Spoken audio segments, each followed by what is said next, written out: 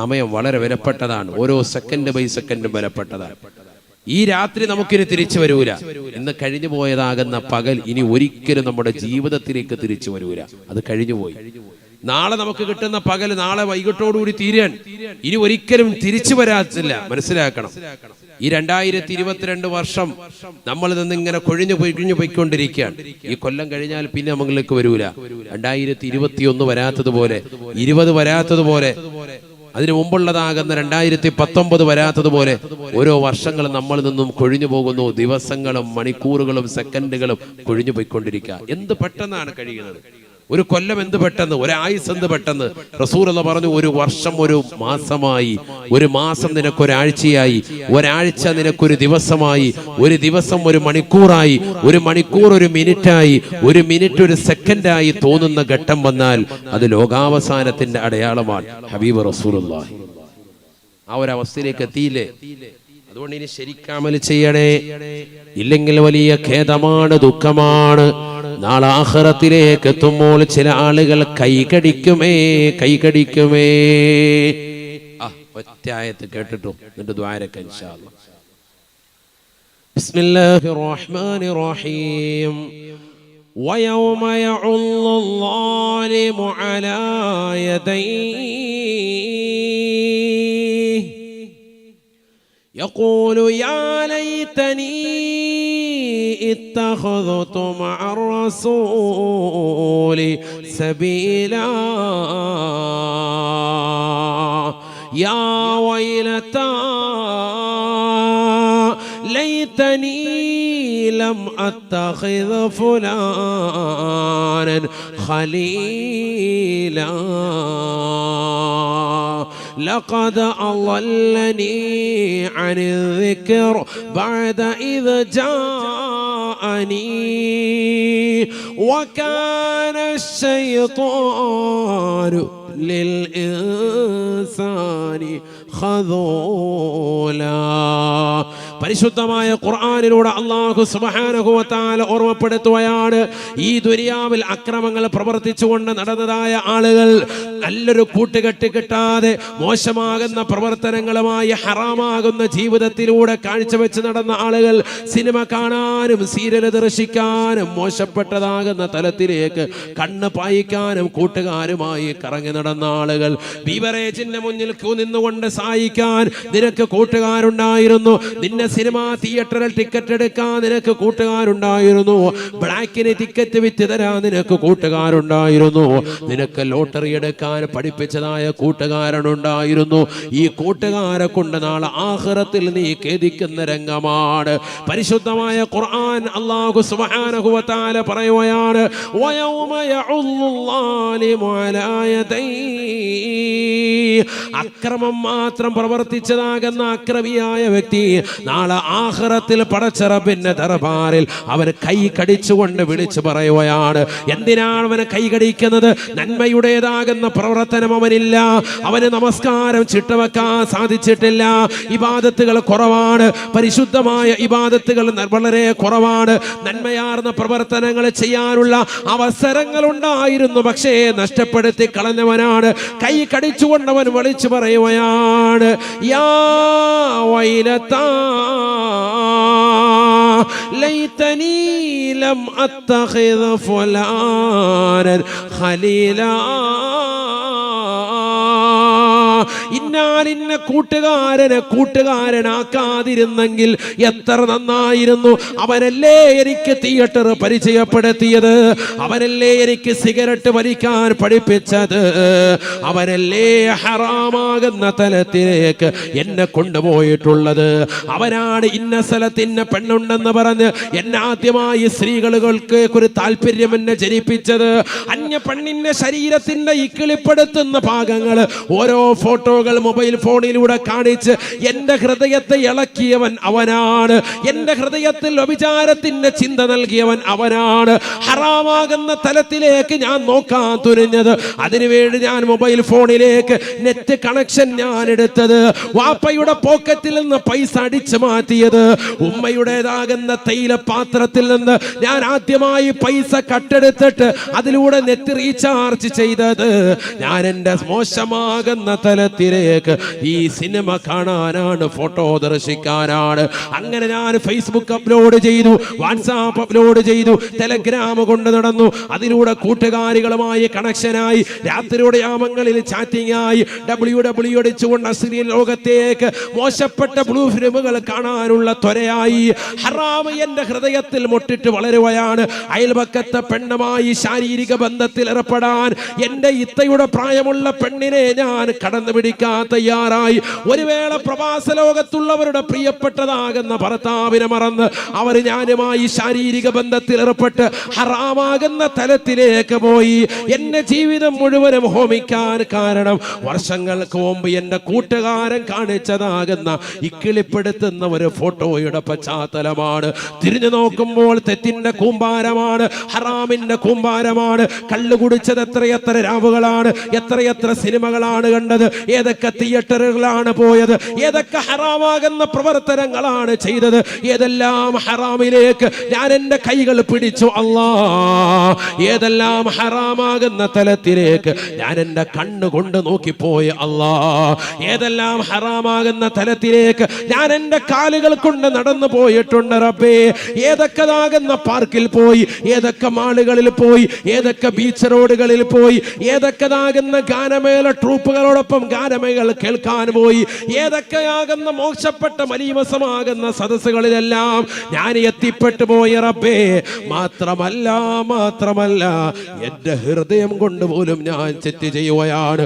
ഒരു വേള ഉമ്മയെ വ്യഭിചരിച്ചവനാ, ഈ പെങ്ങളെ വ്യഭിചരിച്ചവനായി, സഹോദരിമാരെ വ്യഭിചരിച്ചവനായി, അയൽപക്കത്തുള്ള പല സഹോദരിമാരെ പോലും മനസ്സുകൊണ്ട് വ്യഭിചരിച്ചവനായി എന്റെ ശരീരം മാറ്റപ്പെട്ടു പോയ അല്ലാ. യാ ലൈതനി ലം അത്തഖിദ് ഫുലാനൻ ഖലീലാ. ഇന്നാലിന്ന മനുഷ്യനുമായി കൂട്ടുകെട്ടാതിരുന്നെങ്കിൽ എത്ര നന്നായിരുന്നു അല്ലാ. ലഖദ് അളല്ലനി عن الذكر بعد إذا جاءني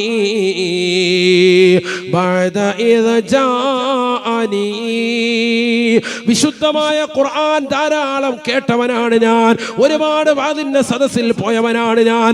ജുമഅക്ക് പ്രഭാഷണങ്ങൾ കേട്ടവനാണ് ഞാൻ. വാദുകൾ ധാരാളം കേട്ടവനാണ് ഞാൻ. യൂട്യൂബിലൂടെ സമുന്നതരാകുന്ന പണ്ഡിതന്മാരുടെ പ്രഭാഷണങ്ങൾ രാത്രിയിൽ കേട്ടുകൊണ്ട് കടന്നുറങ്ങിയവനാണ്.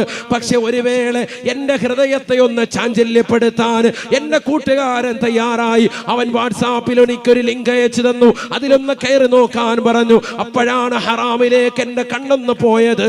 ഇതെവിടെ കിട്ടുമെന്നുള്ള അന്വേഷണമായി പല വീഡിയോകൾ പരതിക്കൊണ്ട് എന്റെ രാത്രികളെ ഞാൻ സജീവമാക്കി. പരിശുദ്ധമാക്കപ്പെട്ട റമദാൻ എനിക്ക് നഷ്ടപ്പെട്ടു പോയി. ആ റമദാനിന്റെ 27-ാം രാവ്, ആ റമദാനിന്റെ 21-ാം രാവ്, റമദാനിന്റെ 23-ാം രാവ്, റമദാനിന്റെതാകുന്ന 25-ാം രാവ്, റമദാനിന്റെ 29-ാം രാവ്, പരിശുദ്ധമായ ലൈലത്തുൽ ഖദറിന്റെ രാവ്, പുണ്യമാക്കപ്പെട്ട പെരുന്നാളുകളുടെ രാവുകൾ, റജബിന്റെ രാവ്, ശഅബാനിന്റെ രാവ്, പരിശുദ്ധമായ ദുൽഹിജ്ജയുടെ 10 രാവുകൾ, മുഹറത്തിന്റെ പവിത്രമായ രാവുകൾ.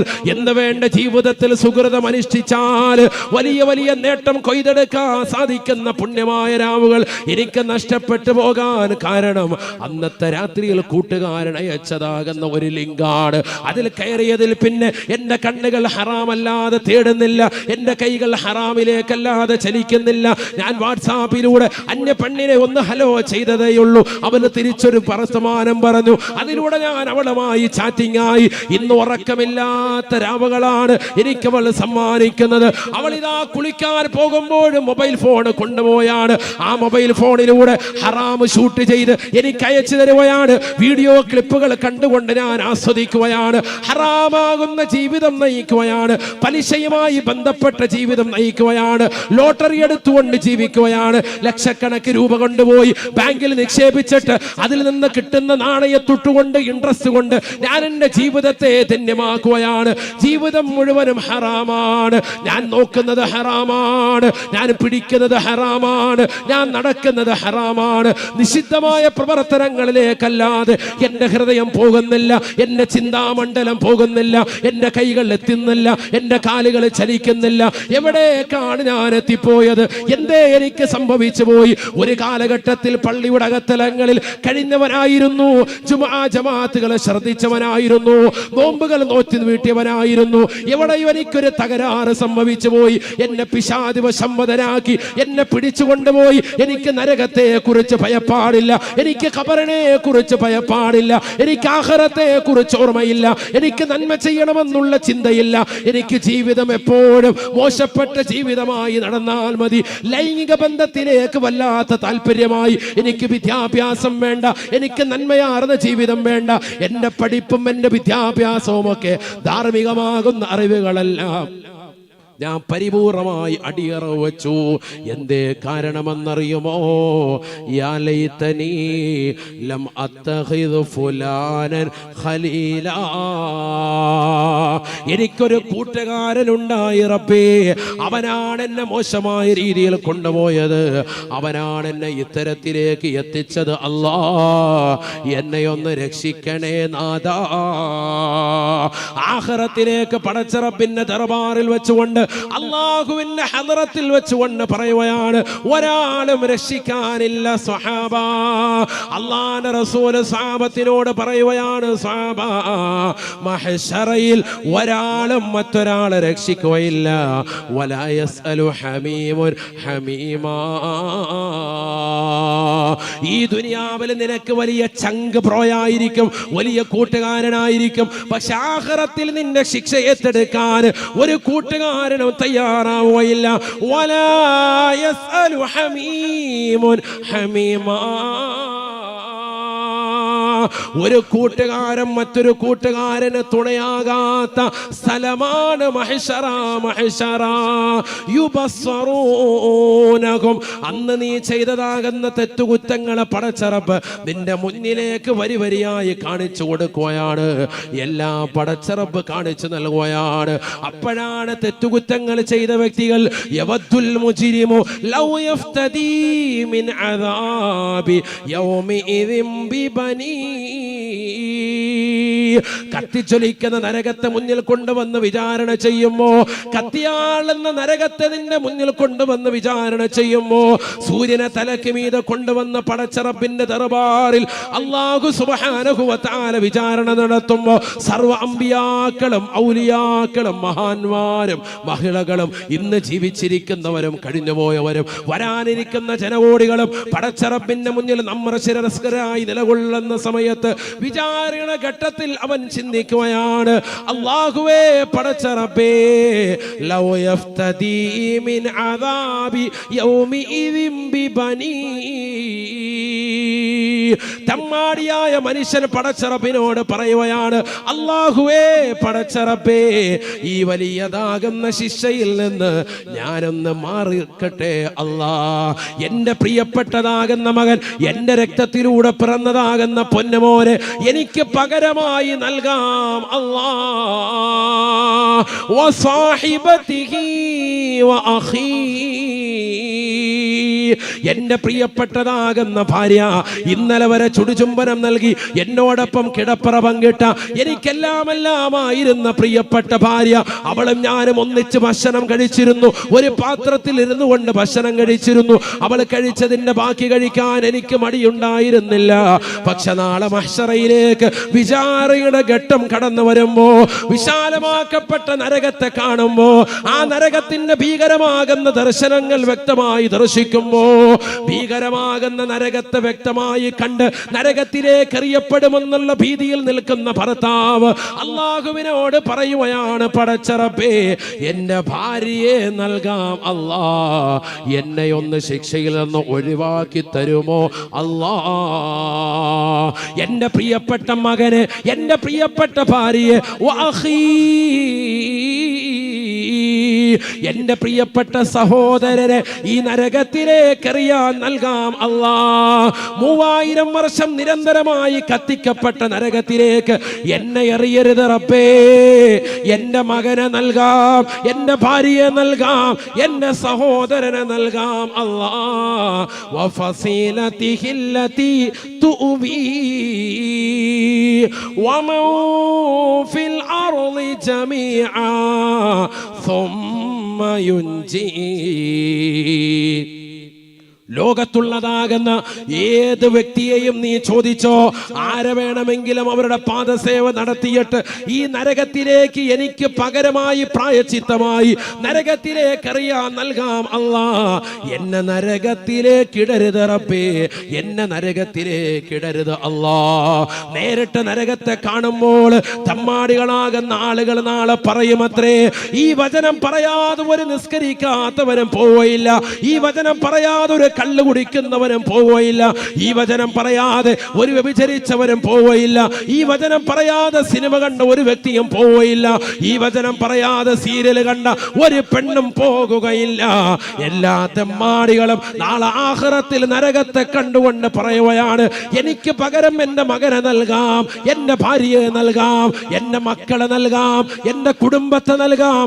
ലോകത്താരെ വേണമെങ്കിലും ചോദിച്ചോ റബ്ബേ, ആരെ വേണമെങ്കിലും നൽകാം അല്ലാ.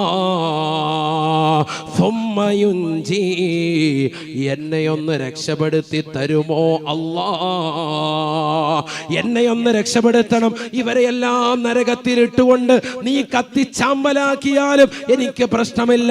ദുനിയാവിൽ ജീവിച്ചിരിക്കുന്ന സമയത്ത് നിന്റെ പൊന്നുമോന് ഒരു ചെറിയ രീതിയിൽ കൈവരലൊന്ന് പൊള്ളിയാൽ രാത്രിയിൽ തന്നെ ഹോസ്പിറ്റലിലേക്ക് കൊണ്ടുപോകുന്ന ഉപ്പയാണ് ആഖിറത്തിൽ തീക്കുണ്ടാരത്തിലേക്ക് മക്കളെ വലിച്ചെറിയാൻ പറയുന്നത്. എന്തുകൊണ്ട്? നരകത്തിന്റെ ഭീകരത അത്രമേൽ വലുതാണ്. ഇതിലേക്ക് ഞാൻ ചാടിക്കൊള്ളാം, എന്റെ മകനെ ഒഴിവാക്കുന്ന ഒരു ഉപ്പയും പറയുകയില്ല. എന്നെ പടച്ചറപ്പ് ഒഴിവാക്ക്, എന്റെ മകനെ നരകത്തിലേക്ക് ഇട്ടോ അല്ലാ. വാപ്പമാര് പറഞ്ഞ് കൈയൊഴിയുകയാണ്, ഭാര്യമാര് ഭർത്താവിനെ പറഞ്ഞ് കൈയൊഴിയുകയാണ്, ഭർത്താവ് ഭാര്യയെ പറഞ്ഞ് കൈയൊഴിയുകയാണ്. ഈ രീതിയിൽ എനിക്ക് രക്ഷ നൽകണമെന്ന് പടച്ചറപ്പിനോട് പറയുമ്പോ അല്ല പറയുന്ന മറുപടിയുണ്ട്, കല്ലാ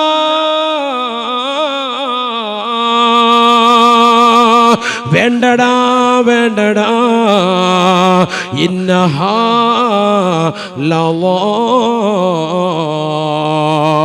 ആ കാണുന്നത് ലളാ എന്ന് പറയുന്ന നരകമാണ്. ദുനിയാവിൽ അല്ലാഹു സുബ്ഹാനഹു വ തആലയെ മറന്ന് ജീവിച്ചതാകുന്ന വ്യക്തിത്വങ്ങൾക്ക് വേണ്ടി അല്ലാഹു സുബ്ഹാനഹു വ തആല സൃഷ്ടിച്ചിരിക്കുന്നതായ ലളാ എന്ന് പറയുന്ന നരകമാണത്. നസാഅതൻ ലിശവാ, നിന്റെ തലയുടെ മൂർധാവിനെ ചുട്ടെടുക്കുന്നതായ നരകമാണ്, നരകമാണ്. ചെറുപ്പക്കാരെ, യുവാക്കളെ, യുവതികളെ, നിങ്ങളിതാ അറേബ്യൻ ഹോട്ടലുകളിൽ പോയിരുന്നുകൊണ്ട് ഷവായ തിന്നവരില്ലേ, ഷവർമ കഴിച്ചവരില്ലേ, അൽഫാം കഴിച്ചവരില്ലേ? ഷവായ എന്ന പദം എവിടെ നിന്നാണ് വന്നത്? നരകത്തിന്റെ ശിക്ഷയെ കുറിച്ച് വിവരിച്ചെടുത്താണ് ഖുർആൻ. പരിശോധിച്ചു നോക്ക്. നസാഅതൻ ലിശവാ, നസാഅതൻ ലിശവാ, നിന്റെ തലയുടെ മൂർധാവ് ചില്ലിൻ കൂട്ടിലിട്ടുകൊണ്ട് ചിക്കൻ അത് പൊരിച്ചെടുക്കുന്നത് പോലെ നിന്റെ തലച്ചോറ് അല്ലാഹു കരിച്ചെടുക്കുമേ, പൊരിച്ചെടുക്കുമേ എന്ന് വിശുദ്ധമായ ഖുർആൻ. ലളാ എന്ന നരകത്തിന്റെ പ്രത്യേകതയാണ് തദ്ഉ മൻ അദ്ബറ വതവല്ലാ. ഈ ദുനിയാവിൽ അടിച്ചു പൊളിച്ച് രസിച്ച് രമിച്ചതാകുന്ന വ്യക്തികൾക്ക് ആഖിറത്തിൽ നൽകുന്ന ശിക്ഷ കണ്ട്, നരകത്തിന്റെ ഭീകരമാകുന്ന ദർശനം കണ്ട് പിറകോട്ടോടി മാറുന്ന ആളുകളെ ലളാ എന്ന് പറയുന്ന നരകം ഓടിച്ചെന്നുകൊണ്ട് വിഴുങ്ങുകയാണ്, വിളിക്കുകയാണ്, വിളിക്കുകയാണ്. പിറകോട്ട് പോകുന്നവരെ കടന്നു വരുക, കടന്നു വരുക, നിനക്കുള്ളതാണ് ഈ നരകം. നിന്റെ രോമകൂപങ്ങൾ കരിച്ചു കളയുന്നതാണ്, നിന്റെ തലച്ചോറ് കരിക്കുന്നതാണ്, അതിനെ പൊരിച്ചെടുക്കുന്നതാണ്. തീർന്നില്ല, തീർന്നില്ല.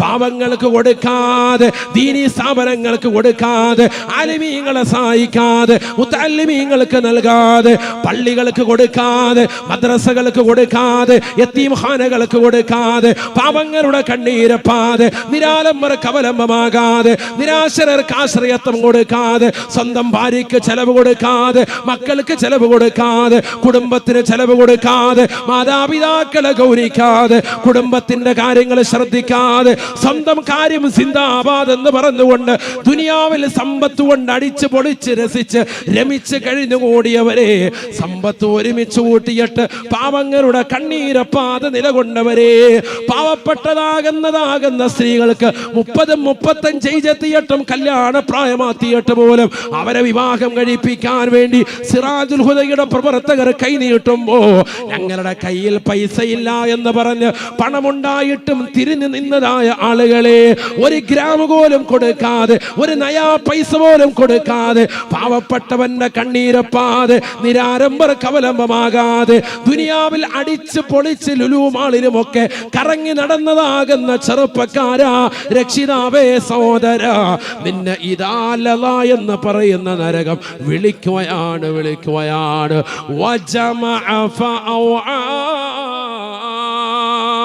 സമ്പത്ത് ഒരുമിച്ച് കൂട്ടി ആളുകളെ പ്രത്യേകം ഇതാലല എന്ന് പറയുന്ന നരകം വിളിക്കുകയാണ്.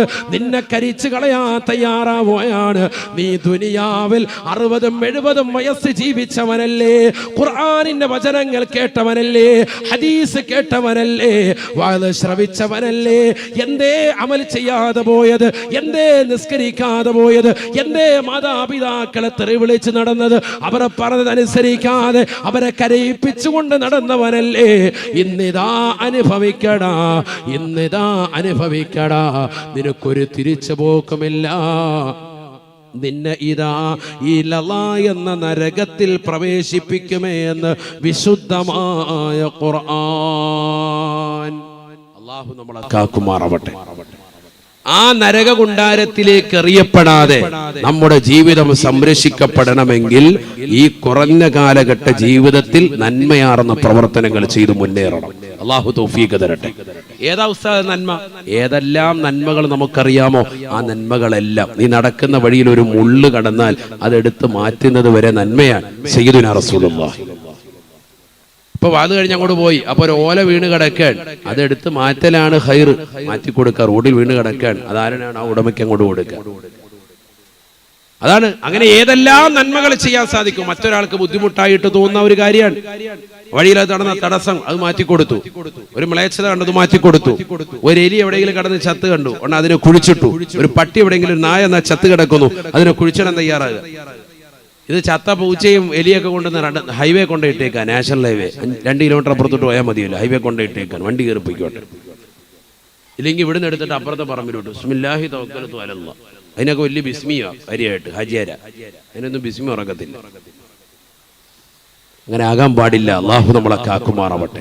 അള്ളാഹുവിനെ പേടിക്കണേ, ഭയപ്പെടണേ. അഥവാ നമസ്കാരങ്ങൾ ചിട്ടവെക്കാൻ തയ്യാറാവണേ. അള്ളാഹ് കൽപ്പിച്ച സർവ്വ കാര്യങ്ങളെയും ജീവിതത്തിലേക്ക് ഏറ്റെടുക്കാൻ തയ്യാറാവണേ. അള്ളാഹ് വിരോധിച്ചിട്ടുള്ള സർവ്വ കാര്യങ്ങളെയും പരിപൂർണമായി പാടെ ഒഴിവാക്കാൻ തയ്യാറാവണേ.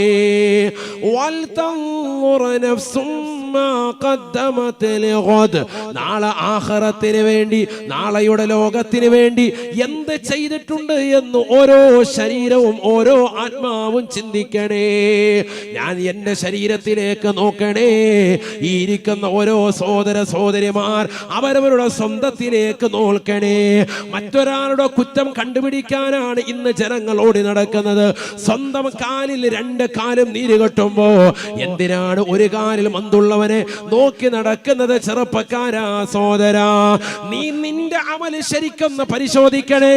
നിന്റെ നമസ്കാരം കറക്റ്റ് ആണോ എന്ന് നോക്കണേ. നിന്റെ സമ്പത്തിന്റെ സക്കാത്ത് കൃത്യമായി കൊടുത്തു വീട്ടുന്നുണ്ടോ എന്ന് നോക്കണേ. ഈ വർഷം വിശുദ്ധമായ ഹജ്ജിന് പോകാൻ അവസരമുണ്ടായിട്ടും നിന്റെ സമ്പത്ത് നീ മാറ്റിവെച്ചില്ലേ? ഹറാമായ മേഖലകളിലേക്ക് തിരിച്ചില്ലേ? അടുത്ത വർഷമെങ്കിലും വിശുദ്ധമായ ഹജ്ജിന് പോകാൻ തയ്യാറെടുക്കണേ.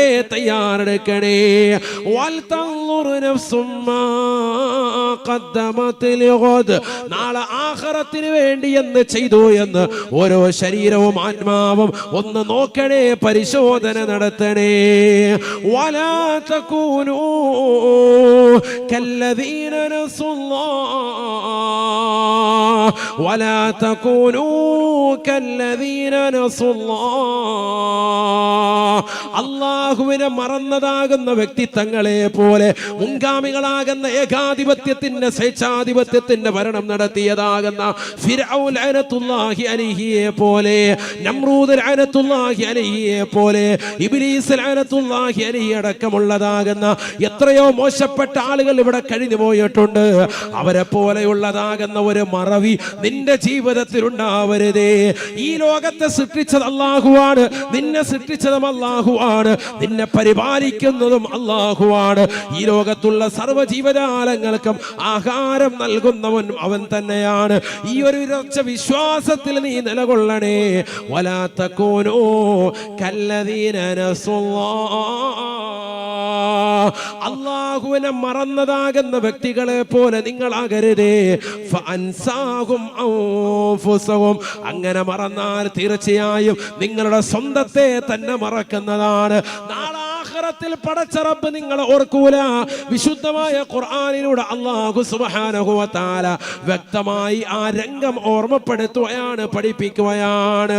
വയൗമ യഉല്ലാലിമു അലാ യദൈഹി വമൻ അറദ അൻ ദിക്രി ഫഇന്ന ലഹു മഈശതൻ ലൻകാ വനഹ്ശുറുഹു يوم القيامة أعمى قال رب لم حشرتني أعمى وقد كنت بصيرا قال كذلك أتتك آياتنا فنسيتها وكذلك اليوم تنسى. പരിശുദ്ധമായ ഖുർആനിലൂടെ അല്ലാഹു സുബ്ഹാനഹു വ തആല ഉറപ്പെടുത്തുകയാണ്, ഈ ദുനിയാവിൽ പടച്ച റബ്ബിനെ മറന്നുകൊണ്ട് പ്രവർത്തിച്ചവരെ, നമസ്കാര ചിട്ടവെക്കാതെ നിലകൊണ്ടവരെ, ഇബാദത്തുകൾക്ക് കണിശത വെക്കാതെ പിറകോട്ട് മാറി സഞ്ചരിച്ചവരെ, നാളെ ആഖിറത്തിലേക്ക് പടച്ച റബ്ബിന്റെ ദർബാറിലേക്ക് എത്തുമ്പോ നിന്റെ രണ്ട് കണ്ണുകൾക്ക് അന്ധത ബാധിക്കുകയാണ്, നിന്റെ കാതുകൾക്ക് പരിപൂർണമായി കേൾവി ശക്തി നഷ്ടപ്പെട്ടു പോയാണ്, നിന്റെ നാവിന്റെ സംസാര വൈഭവം നഷ്ടപ്പെട്ടു പോയ, ഒരാളോട് സംസാരിക്കാനുള്ള കഴിവില്ല, അള്ളയോട് മാത്രമാണ് നിനക്ക് പരിഭവം പറയാനുള്ളത്. പടച്ച റബ്ബിനോട് നീ ചോദിക്കുകയാണ്, ലിമ ഹശറതനീ അഅ്മാ, അല്ലാഹുവേ എൻ്റെ രണ്ട് കണ്ണിന്റെ കാഴ്ചകൾ എടുത്തു കളഞ്ഞത് എന്തിനാണ് അല്ലാ? രണ്ട് കണ്ണുകൾക്കും കാഴ്ച നീ എടുത്തു കളഞ്ഞത് എന്തിനാ?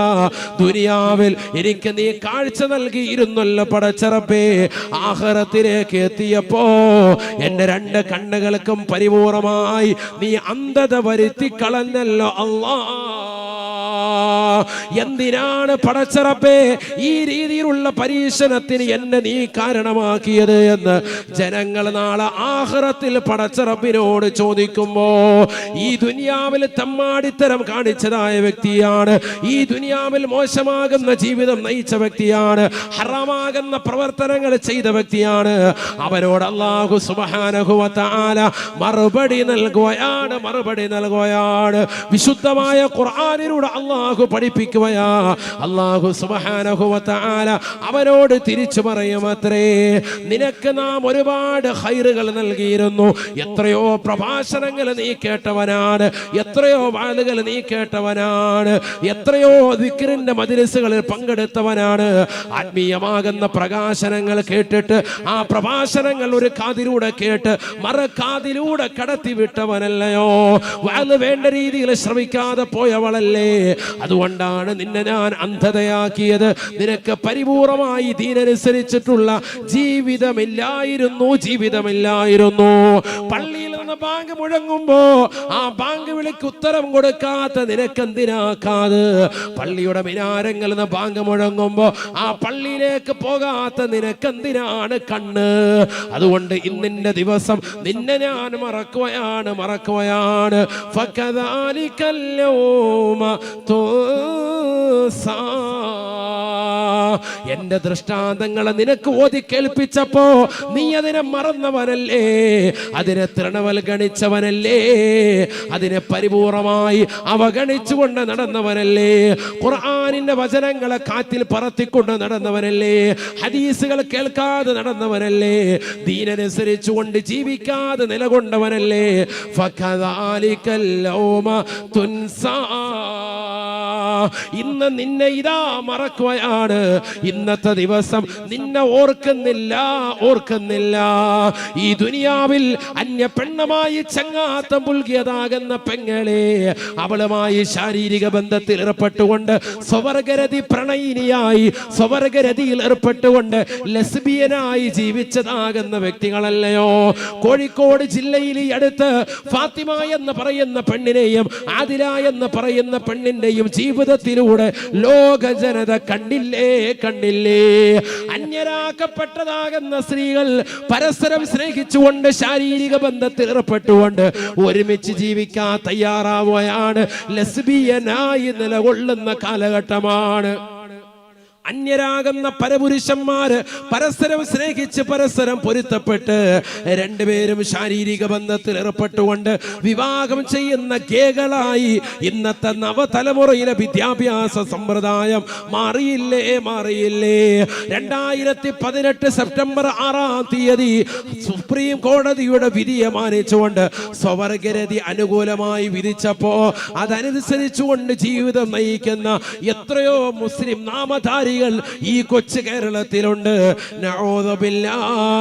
ഇതെല്ലാം ഹറാമായ ജീവിതമാണെന്ന് നീ തിരിച്ചറിയാതെ പോയില്ലേ.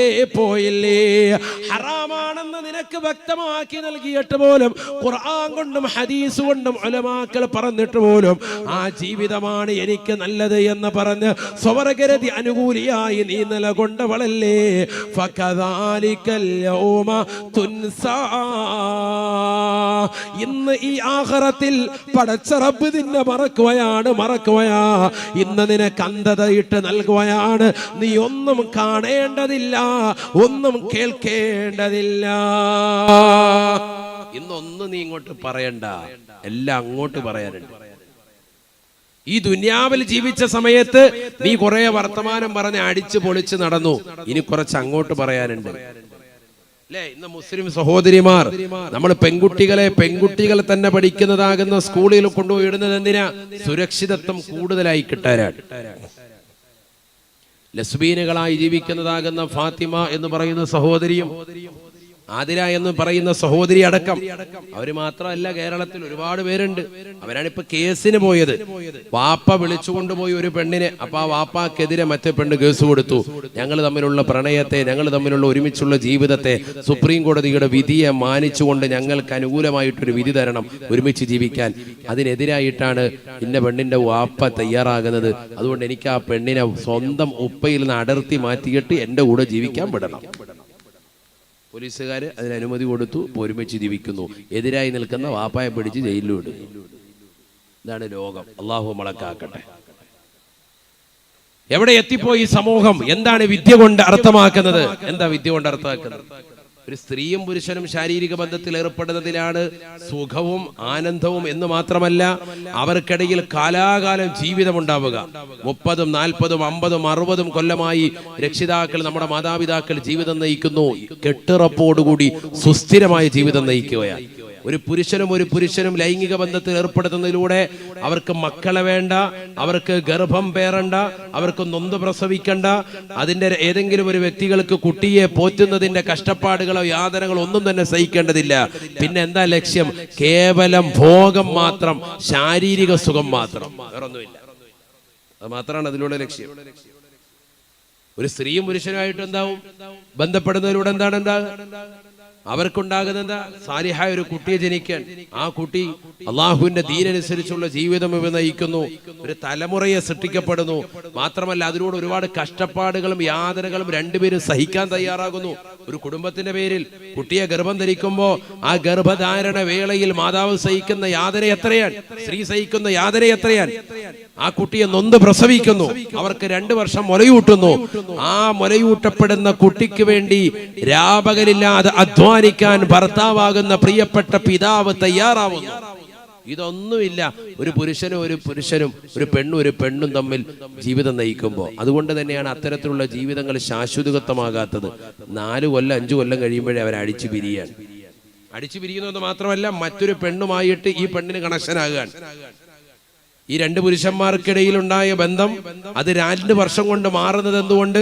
അതിലേതെങ്കിലും ഒരു പുരുഷൻ മറ്റൊരു പുരുഷനുമായിട്ട് ലൈംഗിക ബന്ധത്തിലേക്ക് ഏർപ്പെടും. കാരണം ഒരാളെ കൊണ്ട് സംതൃപ്തി അടയാൻ സാധിക്കില്ല. അത് പ്രകൃതി വിരുദ്ധമാണ്.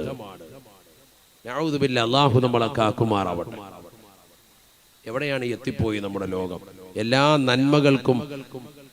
നന്മകളെയും എതിരായി തിന്മകൾക്ക് കുടപിടിക്കുന്ന കാലഘട്ടം.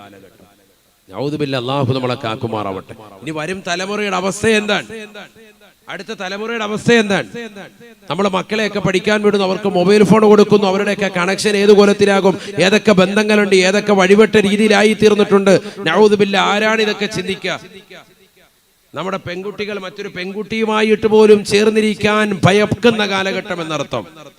അവർ തമ്മിൽ ബന്ധം അനാവശ്യമാകുന്ന വൈകല്യങ്ങളിലേക്ക് എത്തിപ്പെടുമോ എന്ന് മാതാപിതാക്കൾ രക്ഷിതാക്കൾ ഭയക്കുന്ന കാലഘട്ടം. വളരെ ശ്രദ്ധിക്കണം നമ്മൾ. ഇനിയുള്ള കാലഘട്ടത്തിൽ എങ്ങനെയാണ്? നമ്മളൊരു പരിപാടിക്ക്, ഒരു പ്രോഗ്രാമിന് ചെല്ലുമ്പോഴും അവിടെയൊക്കെ നമ്മൾ ശ്രദ്ധിക്കണം. നമ്മുടെ മക്കളെയൊക്കെ നമ്മൾ ഗൗനിക്കണം. അവരേത് രീതിക്കാണ് പോകുന്നത്, എവിടെയാണ് നിൽക്കുന്നത്, എവിടെയാണ് കിടക്കുന്നത്, രാത്രിയായാൽ അവരുടെ കിടപ്പ് എവിടെയാണ്, ഇത് രക്ഷിതാക്കൾ ശ്രദ്ധിക്കണം. നമ്മുടെ ബന്ധുവീടുകളിലായിരുന്നാൽ പോലും. കാരണം ഒരു സെക്കൻഡ് മതി ജീവിതം അനാവശ്യമാകുന്ന തലത്തിലേക്ക് എത്തിപ്പെടാൻ. അതുകൊണ്ട് ഗൗരവമായി നമ്മൾ ഇതിനെ കാണണം. അള്ളാഹു നമ്മുടെ മക്കളെ സാലിഹീങ്ങൾ ചേർക്കട്ടെ. എന്ത് വേണം? എപ്പോഴും ദുആ ചെയ്യണം. അള്ളാഹു എനിക്ക് സാലിഹായ സന്താനത്തെ താ, എനിക്ക് നൽകിയിട്ടുള്ള മക്കളെ സാലിഹീങ്ങളാക്കണേ. റബ്ബനാ ഹബ് ലനാ മിൻ അസ്വാദിനാ വദുർരിയാതിനാ ഖുർറത അയുനിൻ വജഅൽനാ ലിൽ മുത്തഖീന ഇമാമ. എന്റെ ഭാര്യ സന്താനങ്ങളെയെല്ലാം കൺകുളിർമയാകുന്ന ഭാര്യ സന്താനങ്ങളാക്കണേ. എപ്പോഴും സദാസമയം നമ്മൾ ദുആ ചെയ്യണം. അല്ലെങ്കിൽ നമ്മൾ കൈകടിക്കേണ്ടി വരും. നമ്മുടെ മക്കളുടെ കൂട്ടുകെട്ട് ശ്രദ്ധിക്കണം. ആരാണ് അവന്റെ കൂട്ടുകാർ? നമ്മുടെ മകളുടെ കൂട്ടുകെട്ട് ആരാണ്?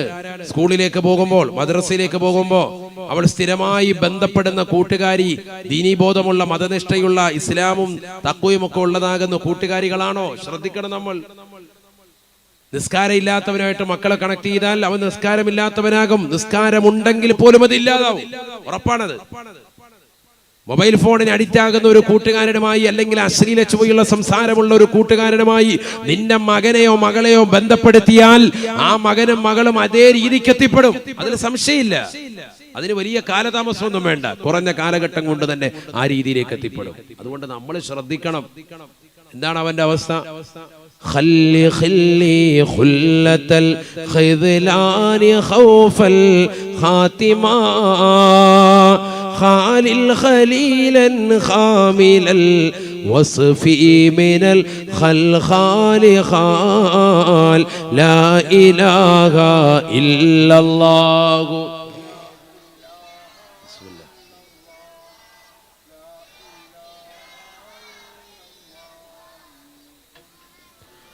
ഖല്ലി, നീ ഒഴിവാക്കണേ. ഖല്ലി, എന്റെ സഹോദര, ഖുല്ലത്തൽ ഖിദ്ലാനി, നിന്യന്മാരുമായിട്ടുള്ള സാവാസത്തെ നീ ഒഴിവാക്കണം. ഖൗഫൽ ഖാത്തിമ, ആഖിറത്തെ ഭയപ്പെട്ടതിന് വേണ്ടി. മരണാനന്തര ജീവിതം എങ്ങനെയാകുമെന്ന് ഓർത്ത് അവിടെ രക്ഷപ്പെടാൻ വേണ്ടി ഇവിടെയുള്ള ദുഷിച്ച കൂട്ടുകെട്ടൊക്കെ ഒഴിവാക്കണം. ഇതുവരെ ഒഴിവാക്കിയിട്ടില്ലെങ്കിൽ ഇനി നിർബന്ധമായിട്ട് ഒഴിവാക്കണം. കാരണം നമുക്ക് എങ്ങനെയെങ്കിലും രക്ഷപ്പെടണം. ഇവിടെ ദുനിയാവിൽ SSLCയോ അല്ലെങ്കിൽ നീറ്റ് എക്സാമിലോ അല്ലെങ്കിൽ +2 ഒന്നും ജയിച്ചോണ്ടൊന്നും ഒരു വിശേഷവും ഇല്ല. ഇവിടെ കുറെ സർട്ടിഫിക്കറ്റ് കിട്ടുന്നതല്ലാതെ ഇതൊന്നും കാര്യമില്ല. യഥാർത്ഥ പരീക്ഷ എന്ന് പറയുന്നത് ആഖിറത്തിലേക്കുള്ളതാകുന്ന പരീക്ഷയാണ്. അതാണ് ഈ നടന്നുകൊണ്ടിരിക്കുന്നത്. അതിൽ നിന്റെ നിസ്കാരം, നിന്റെ ഇബാദത്ത്, നിന്റെ തഖ്വ എത്രത്തോളം ഉണ്ടോ അതനുസരിച്ച് അവിടെ നീ രക്ഷപ്പെടും. അതുകൊണ്ട് എല്ലാ ദുഷിച്ച കൂട്ടുകെട്ടുകളെ ഒഴിവാക്കണം. ഖാലിൽ ഖലീലൻ ഖാമിലൽ വസ്ഫി മിനൽ ഖൽഖാലി ഖാലിൻ, എല്ലാ മ്ലേച്ഛതകളിൽ നിന്നും ഒഴിവായിട്ടുള്ള നല്ല സൽവൃത്തരാകുന്ന സച്ചരിതരാകുന്ന കൂട്ടുകാരെ കണ്ടെത്തി അവരുമായി ബന്ധം സ്ഥാപിക്കണം. അങ്ങനത്തെ കൂട്ടുകാരില്ലെങ്കിൽ അവരെ കണ്ടെത്തി ബന്ധം സ്ഥാപിക്കണം. എങ്കിലേ രക്ഷപ്പെടുള്ളൂ. നല്ല സുഹൃത്ത് വലയം ഉണ്ടാക്കണം. ഇരിക്കുന്ന ഓരോരുത്തരും, ഞാൻ എന്നെയും നിങ്ങളെയും ഓരോരുത്തരും, സഹോദരിമാർ അവരെയും ഓരോരുത്തരും ഒന്ന് ചിന്തിക്കട്ടെ. നമ്മുടെ കൂട്ടുകെട്ട് ആരാണ് സഹോദരങ്ങളെ? നമ്മൾ എന്തുകൊണ്ടാണ് നിസ്കാരമില്ലാതായി പോയത്? നമുക്ക് എന്തുകൊണ്ട് ജുമുഅ നഷ്ടപ്പെട്ടു പോയി? നമുക്ക് എന്തുകൊണ്ട് വലിയ വലിയ വഅലിന്റെ സദസ്സുകൾ നഷ്ടപ്പെട്ടു പോയി? നമുക്ക് എന്തുകൊണ്ട് അറിവിന്റെ സദസ്സുകൾ ഒരു 10 മിനിറ്റ് ഇരിക്കാൻ മനസ്സില്ലാതായി പോയി? നമ്മൾ എന്തുകൊണ്ട് സദക്ക നൽകാതായി പോയി? എന്തുകൊണ്ട് നമ്മൾ എന്തുകൊണ്ട് ആത്മീയമാകുന്ന അറിവുകൾ നേടുന്നതിൽ പിറകോട്ട് പോയി? രാവിലെ നമ്മൾ എഴുന്നേറ്റ് വീടിന്റെ വാതിൽക്കൽ തന്നെ വന്നു.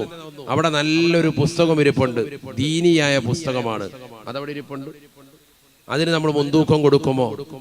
രാവിലെ വരുന്നതാകുന്ന പത്രമോ അല്ലെങ്കിൽ മറ്റേതെങ്കിലും വാരികയ്ക്കോ ഏതിനാ നമ്മൾ മുൻതൂക്കം കൊടുക്കുക? വായിക്കാൻ കൂടുതൽ സമയം വേണ്ട. നമ്മുടെ mobile phone, apple mobile phone ആണെങ്കിൽ ആപ്പ് സ്റ്റോർ വഴിയും, ആൻഡ്രോയിഡ് മൊബൈൽ ഫോൺ ആണെങ്കിൽ ആൻഡ്രോയിഡിന്റെ വെർഷൻ വഴിയും തീർച്ചയായിട്ടും എല്ലാവർക്കും കൃത്യമായിട്ട് ഡൗൺലോഡ് ചെയ്യാം, ഫ്രീ ആയിട്ട് ഡൗൺലോഡ് ചെയ്യാം. പ്ലേ സ്റ്റോർ വഴിയും ഒക്കെ ഡൗൺലോഡ് ചെയ്യാം. എന്ത്? ഖുർആൻ ഡൗൺലോഡ് ചെയ്യാം, ഫ്രീ ആണ്. ഒരു 5 പൈസ മുതൽ മുടക്കില്ല. കുറഞ്ഞ MB വേണമെന്ന് മാത്രം, നെറ്റ് വേണം. ഖുർആൻ ഡൗൺലോഡ് ചെയ്തിട്ട് എത്ര ആളുകൾ നമ്മുടെ മൊബൈലിൽ യാത്ര ചെയ്യുന്ന സമയത്തോ ഖുർആൻ ഓതുന്നവരുണ്ട്? എത്ര പേരുണ്ട്? എന്നാൽ ഇതേ മൊബൈൽ ഫോണിൽ തന്നെ എത്രയോ ആപ്പുകൾ വ്യത്യസ്ത ആവശ്യങ്ങൾക്ക് വേണ്ടി, ട്രെയിനിന് വേണ്ടി, ബസ്സിന് വേണ്ടി, ഫ്ലൈറ്റ് ടിക്കറ്റ് വേണ്ടി ഒക്കെ നമ്മൾ ഇൻസ്റ്റാൾ ചെയ്തിട്ടുണ്ട്. സുരക്ഷിതത്തിന് വേണ്ടിയൊക്കെ എത്രയോ ആപ്പുകൾ നമ്മൾ ഇൻസ്റ്റാൾ ചെയ്തിട്ടുണ്ട്. പല ഫയലുകളും മാതാപിതാക്കൾ പോലും അറിയാത്ത എത്രയോ അശ്ലീല വീഡിയോകൾ വരെ ഹൈഡ് ചെയ്യാൻ വേണ്ടി നമ്മൾ എത്രയോ ആപ്പുകൾ ഇൻസ്റ്റാൾ ചെയ്ത ചെറുപ്പക്കാരുണ്ട്, അല്ലേ?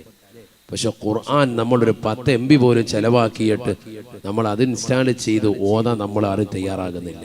ഫ്രീ ആയിട്ട് കിട്ടും, ആപ്പ് സ്റ്റോർ വഴിയും പ്ലേ സ്റ്റോർ വഴിയും. ഇനി അത് ഡൗൺലോഡ് ചെയ്തവരെ വെറുതെ മൊബൈൽ വെച്ചതല്ലാതെ ഓതുന്നവരില്ല.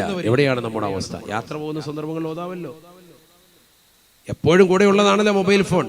പക്ഷെ ഈ മൊബൈൽ ഫോണിൽ തന്നെ ഖുർആൻ ഉണ്ടായിരിക്കെ തന്നെ അതിനുള്ളിലതാകുന്ന വാട്സാപ്പും ഫേസ്ബുക്കും എത്ര മണിക്കൂറാ സഹോദരങ്ങളെ നമ്മൾ ഉപയോഗിക്കുന്നത്. നമ്മൾ നമ്മുടെ സമയങ്ങളെ അനാവശ്യ മേഖലകളിൽ കൊന്നുകളയുന്നത് എത്രയാണ്. നമ്മുടെ ഓരോ സമയവും വിലപ്പെട്ടതാണ്. ഫേസ്ബുക്കിലും വാട്സാപ്പും ഒക്കെ ഉപയോഗിക്കുന്നവർ ചിന്തിക്കിൻ, നാളെ ആഖിറത്തിലെത്തുമ്പോൾ ഈ സമയവും സന്ദർഭവും ഒക്കെ നിനക്കെതിരാകും.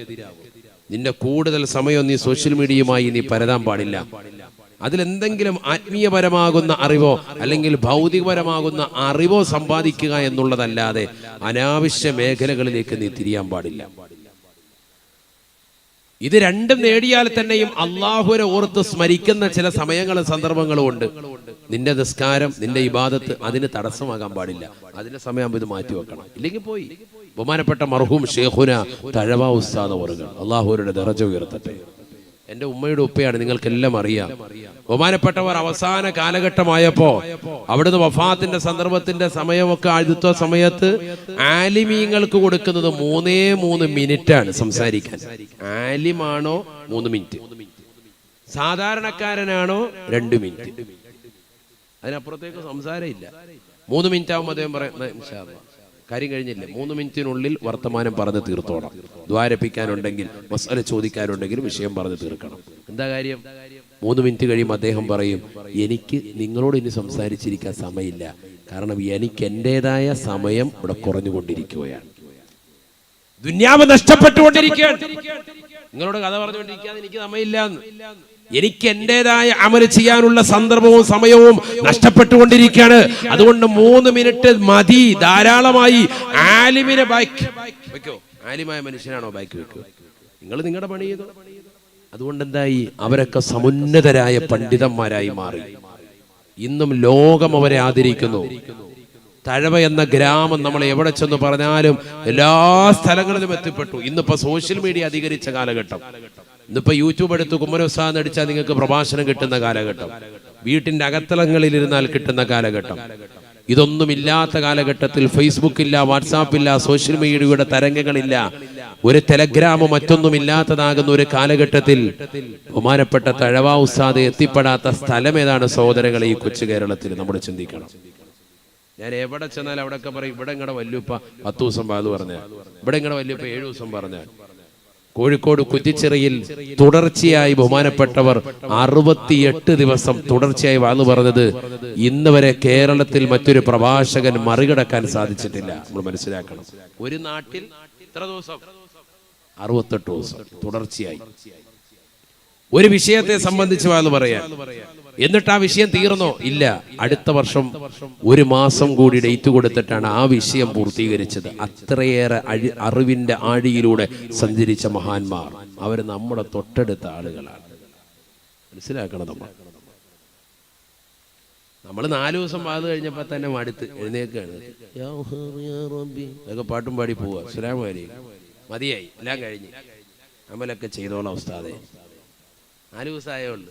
പഴയ ബൈ ബൈ, അടുത്ത വർഷം കാണാം. അതാ നാടിന്റെ കൗമിന്റെ പ്രത്യേകതയും അങ്ങോട്ടിയാണ്. മലബാറിൽ അങ്ങനെയാണല്ലോ. വയത് കേൾക്കാൻ കാണിക്കുന്ന ഒരു കൗതുകവും താല്പര്യവും അവർക്ക് കൊടുക്കുന്ന അറിവനുസരിച്ചുള്ള അമലും അത്രമേൽ വലുതായിരുന്നു. മനസ്സിലാക്കണം. അള്ളാഹു തൗഫീഖ് നൽകട്ടെ, അള്ളാഹു തൗഫീഖ് നൽകട്ടെ. ഞാൻ എന്തിനാ ഇത് പറഞ്ഞത്? നമ്മൾ നമ്മുടെ സമയങ്ങളെ വിലക്കെടുക്കണം എന്നർത്ഥം. സമയം അൽ വഖ്തു അംഫാസുൻ ഇല്ലം തഖ്തഅഹു ഖതഅക. സമയം വളരെയേറെ വിലപ്പെട്ടതാണ്. നീ അതിനെ മുറിച്ചു കടന്നിട്ടില്ലെങ്കിലും നിന്നെ അത് മുറിച്ചു കടക്കുമെന്ന് ബഹുമാനപ്പെട്ട ഇമാം നവവി റഹ്മത്തുള്ളാഹി അലൈഹി അവിടുന്ന് രേഖപ്പെടുത്തുകയാണ്. മിൻഹാജിന്റെ തുടക്കത്തിൽ ഈ വാക്യം കാണാം. ശ്രദ്ധിക്കണേ നിങ്ങൾ.